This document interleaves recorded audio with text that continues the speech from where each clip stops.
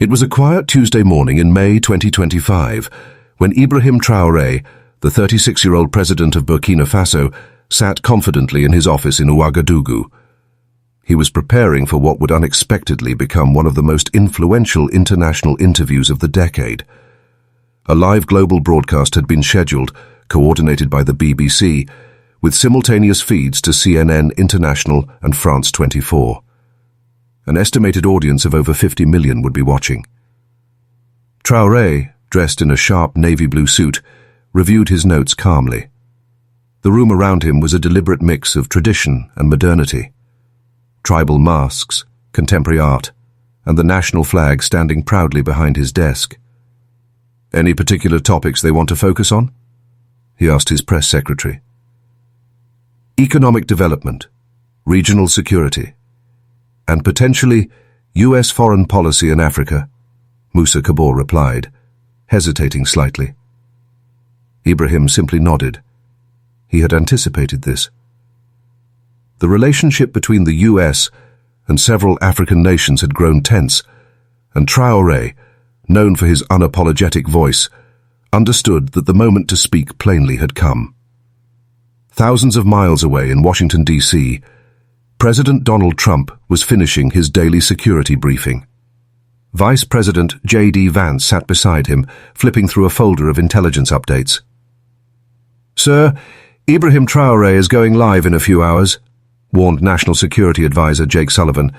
"He's become more outspoken, and his influence across West Africa is growing fast."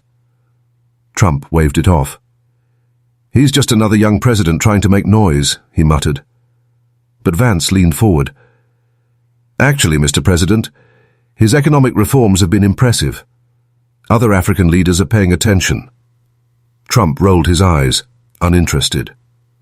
As the broadcast hour approached, technicians adjusted the lighting in the presidential studio in Ouagadougou. The BC's seasoned correspondent, Sarah Mitchell, who had covered African politics for over a decade, prepared to begin.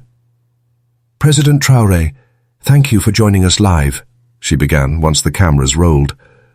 Traoré smiled and nodded. "Thank you. I believe in speaking directly to the people, not through rehearsed statements." The interview opened with expected questions about Burkina Faso's recent economic boom. "Burkina Faso has seen remarkable progress under your leadership," Sarah Mitchell began. "How do you respond to critics who claim that success wouldn't be possible without Western support?" Ibrahim leaned forward slightly, his voice calm yet firm. "That question," he replied, "is exactly why Africa continues to be misunderstood. Our success does not depend on Western charity. We govern ourselves. We build our own future." In Washington, the atmosphere shifted. Trump looked up from his papers, raising an eyebrow. "This guy's got attitude," he muttered. But what followed wiped the smirks from everyone's faces. "The United States speaks of partnership," Ibrahim continued, "but their actions speak of subordination. President Trump and Vice President Vance behave as if Africa should be grateful for attention. We've learned to thrive without their interference." The room in the White House Situation Room fell into a heavy silence. Secretary of State Marco Rubio, appearing on a video call from Miami, interrupted. "This is serious, Mr. President. His words carry weight across the continent." Traoré continued, "African nations are not waiting for handouts. We're not charity cases. We are innovators, traders, contributors to global progress. And when President Trump visited Africa 3 years ago, he spoke more about what America could take from us than what we could build together." Sarah Mitchell blinked. She wasn't expecting this kind of candor. "President Traoré," she said carefully, "you're making bold accusations about the U.S. administration." "No," he replied calmly. "I'm speaking the truth, and sometimes the truth makes people uncomfortable." Then came a direct hit. "Let me offer you a recent example. The Tama Port project in Ghana.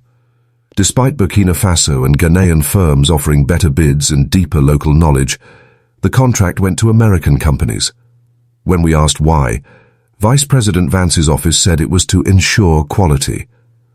And je sais détenter, What they really meant was to ensure American profits. JD Vance, watching the interview live, turned pale. The Tamaport case had been sensitive, and everything Ibrahim said was true. "How does he even know this?" Vance whispered to an aide. Trump no longer looked dismissive. He looked worried. Ibrahim wasn't slowing down. In fact, he was just getting started. Ibrahim Traoré leaned back slightly, letting his words settle. President Trump recently tweeted that African nations should be thankful for American generosity, he said, pausing before continuing. But where is this generosity? American corporations extract billions in raw materials from our soil every year. They pay minimal taxes, hire foreign workers, and send those materials elsewhere for refinement, leaving us with little more than environmental damage. Sarah Mitchell jumped in. But surely American investment creates jobs here in Burkina Faso. Ibrahim didn't flinch. Ms. Mitchell, that's the patronizing tone I'm talking about. We don't need America to create jobs for us. Since 2022, we've built 28 new factories, created over 340,000 jobs, and increased agricultural productivity by 67%, all without relying on US aid. We've worked with nations like China, India, Turkey, and Brazil, countries that treat us as equals, not subordinates. In Washington, a quiet panic had begun. National Security Advisor Sullivan was scribbling notes. Secretary Gina Raimondo from the Department of Commerce was on the phone, frantically trying to confirm number big. "That lithium deal he mentioned, it was classified," she said into her headset. "How does he have those exact figures?"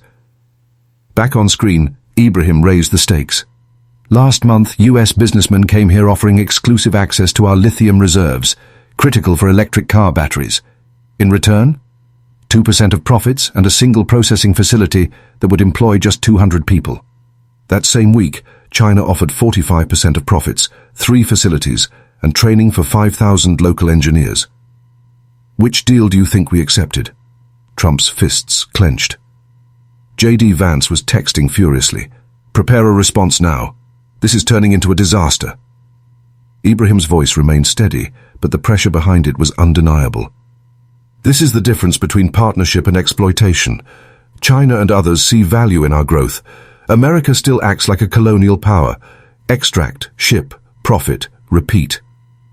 Sarah tried to maintain journalistic neutrality, but even she could see history unfolding in real time. "President Traoré, what would you say to critics who think you're being ungrateful for American aid?" Ibrahim's eyes narrowed slightly. "Last year we received $23 million in aid, but guess what? We were required to spend most of it on American products, consultants, and logistics. By the time the dust settled, only $8 million actually benefited the people of Burkina Faso. The rest went straight back to the US. Ibrahim Traoré leaned forward, his voice sharper now. "What frustrates me most is this. President Trump and Vice President Vance have never stepped foot in a single village in Burkina Faso. They've never spoken to our farmers, teachers, or doctors, yet they make decisions that impact millions of our lives." Sarah Mitchell, sensing the gravity of the moment, asked softly, "Are you saying they don't understand Africa?" Ibrahim nodded. "I'm saying they don't, Wu." And to Vice President Vance gave a speech at Georgetown last year about helping Africa, and spoke for 45 minutes without once asking what Africa could teach America. That's not leadership, that's arrogance. In Washington, JD Vance sat stunned. That Georgetown speech had been one of his signature moments. Now it was being used against him, live, on a global stage. Trump muttered under his breath, furious. This punk thinks he's a genius. Then came the challenge that shocked the world. Looking straight into the camera, Ibrahim said, "President Trump, Vice President Vance, I invite you both to Burkina Faso, not for a photo op, not for a diplomatic tour. I want you to spend 1 week here, living as ordinary citizens. No security convoys, no 5-star hotels. eat where we eat, sleep in our homes, walk through our markets, talk to our people without handlers. The Situation Room in the White House was dead silent. "Is this guy serious?" Trump asked, incredulous. "He's mocking us." But Ibrahim continued, "If you accept my challenge, I will visit Washington under any terms you set. 1 week, your rules. I want honest exchange, not scripted theater." Within minutes, the global internet exploded. Ibrahim Traoré challenge was trending across continents. Leaders in Europe and Asia called emergency meetings. Former President Biden called the interview a masterclass in moral leadership.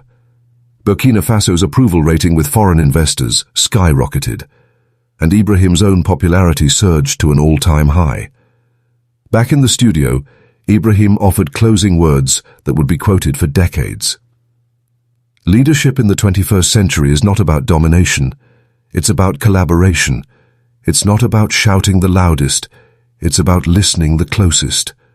Mr. Trump, Mr. Vance, if you truly care about Africa, then come here and listen, not to me, to the people.